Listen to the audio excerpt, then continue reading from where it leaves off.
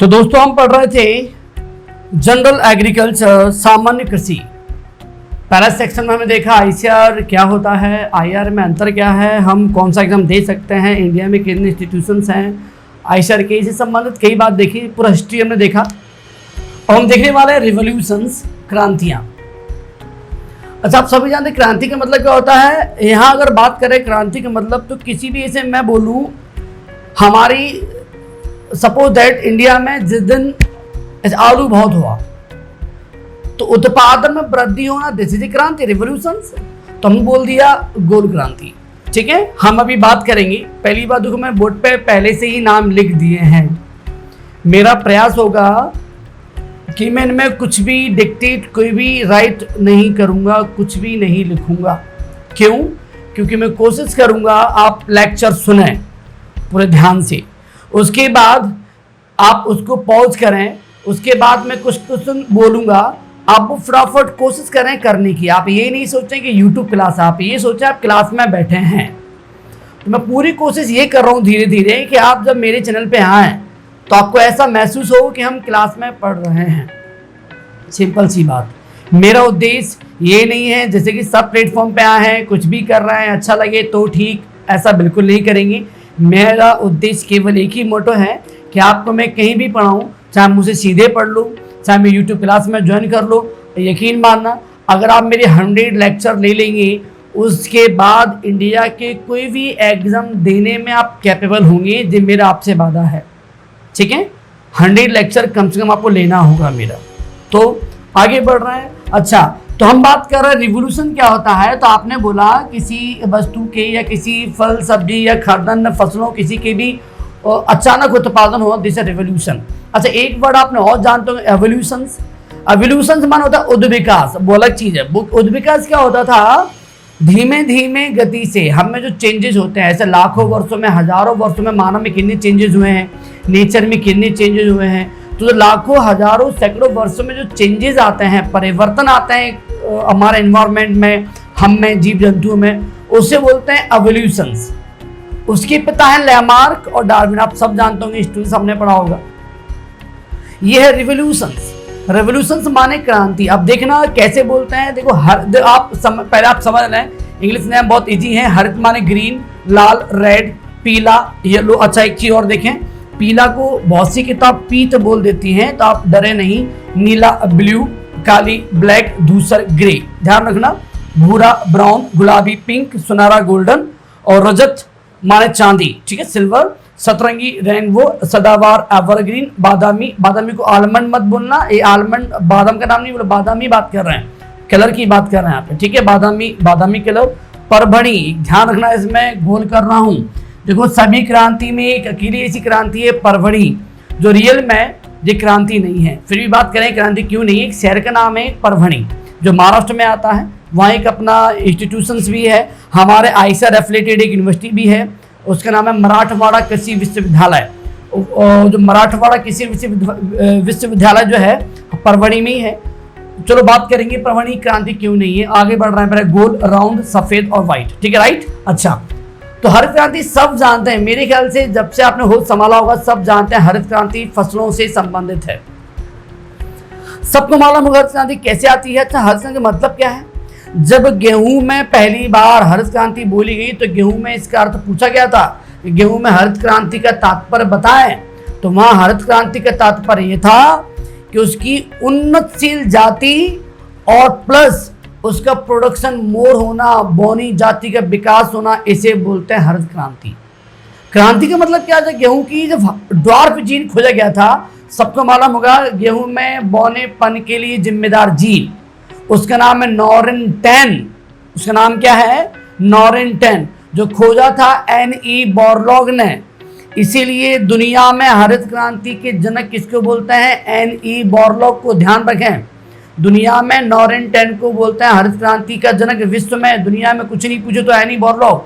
पर हाँ, भारत में जो बीज लेके आए थे, एक अमेरिका में फाउंडेशन है रॉकफेलर फाउंडेशन, वहां से कुछ बीज लेके आए थे, इंडिया में लेके आए थे स्वामीनाथन जी। तो इंडिया में श्रेय जाता है एम.एस. स्वामीनाथन को, लेकिन दुनिया में कौन जनक है, एन.ई. बोरलॉग। अगर स्पेशली बोला जाए भारतीय वैज्ञानिक के नाम बताएं या भारत में कौन जिम्मेदार है, तो लगाएंगे MS स्वामीनाथन, अन्यथा हमारा आंसर क्या होगा, NE बोरलॉग।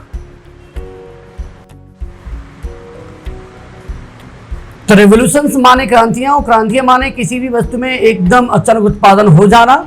जैसे कि क्वेश्चन पूछा हुआ था क्रांति का अर्थ क्या है, तो आप बताएं क्रांति का अर्थ होता है किसी भी ऐसे, फॉर एग्जांपल ऐसे हरित क्रांति संबंधित फसलों से।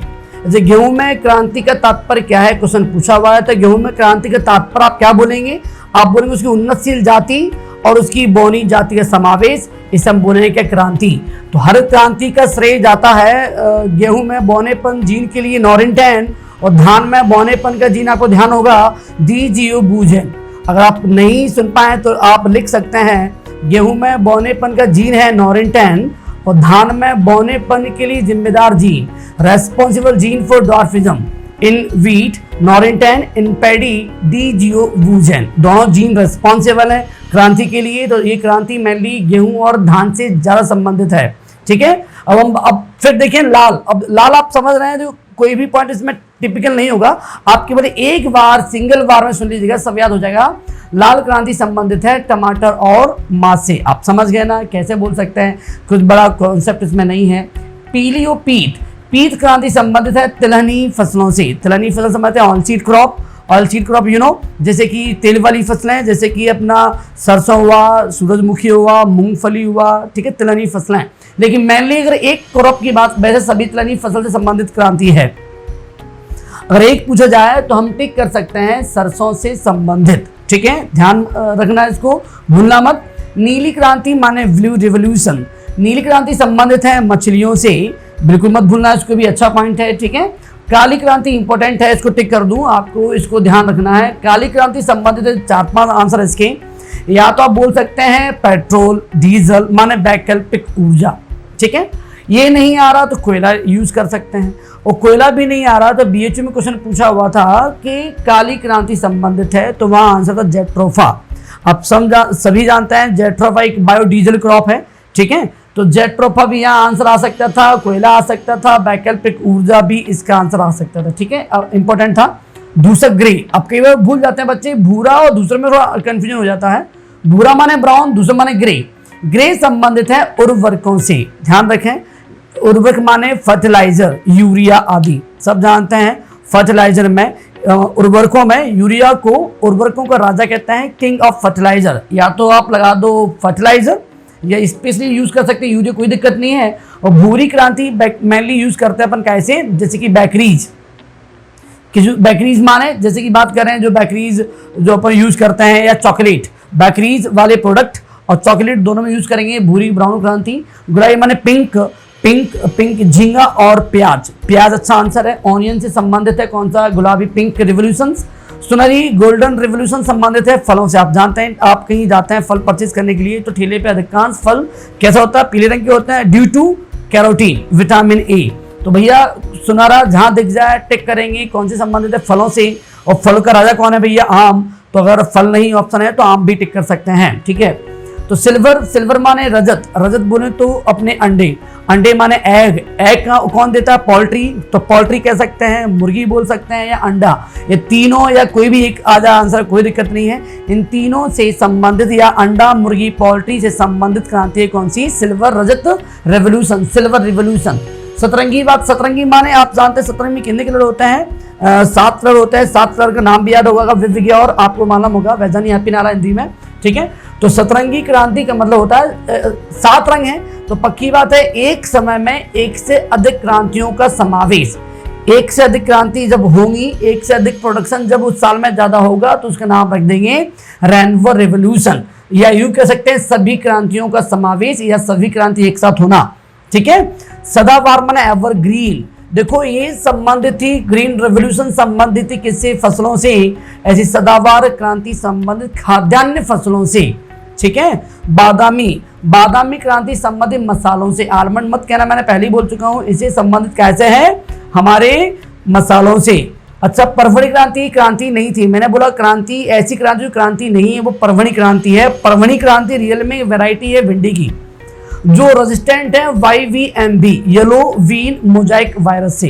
और चूंकि वैरायटी है, लेकिन क्या करें, ये भिंडी से संबंधित है, तो कई बार आ जाता है प्रमणी क्रांति किससे संबंधित है। हालांकि क्रांति नहीं थी, ये जाति है, वैरायटी है, एक किस्म है भिंडी की जो रेजिस्टेंट है YVMB के प्रति। फिर भी कर सकते हैं तो भिंडी लगा दें, कोई दिक्कत नहीं है, ठीक है। गोल होता है, आप राउंडेड आलू पोटैटो सब जानते हैं। वेजिटेबल्स में first productions, in case of production, in case of area wise first कौन चल रहा है, आलू।